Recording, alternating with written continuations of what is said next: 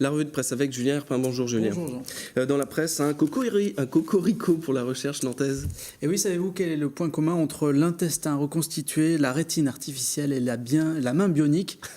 Eh bien, ce sont des sujets qui sont étudiés par les chercheurs nantais. Presse Océan leur consacre un dossier, les moissons de la recherche nantaise. Des chercheurs qui sont près de 7000, répartis dans 87 laboratoires à Nantes.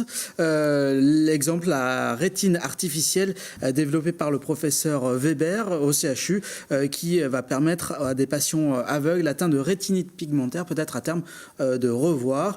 La santé n'est pas seule au cœur des recherches de ces chercheurs. Du côté de l'école centrale, on en a déjà parlé.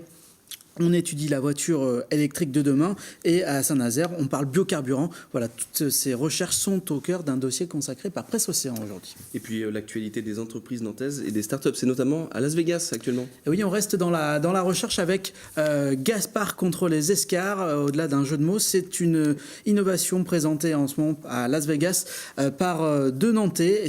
Gaspard, c'est un tapis qui est installé sur les fauteuils roulants. Il est connecté et il sert à quoi? Eh bien, il sert à prévenir les escarres qui se forment quand on est en position assise ou allongé trop longtemps grâce à des capteurs qui sont situés sur le fauteuil. Ça permet d'ajuster sa position. Il est présenté, donc on le disait, à Las Vegas en ce moment, ce qui permet a priori d'accélérer le projet. Et si tout va bien, il sera mis en vente en 2017.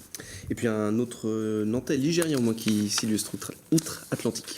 Oui, c'est un portrait signé Ouest France qui nous présente Yann Lemaître. Avant, il était à Nantes en STAPS. Une blessure au dos l'a empêché d'aller vers une carrière professionnelle.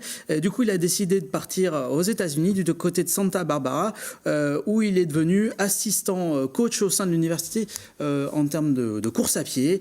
Son rêve, c'était d'intégrer le FC Nantes. Alors, il a toujours le FC Nantes dans le cœur, mais désormais, c'est outre-Atlantique qu'il exerce ses talents.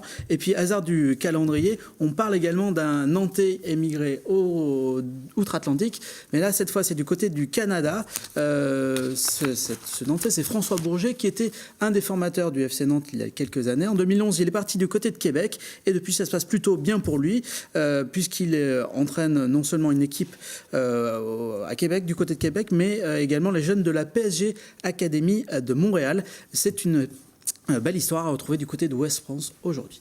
Merci beaucoup Julien. Merci Jean.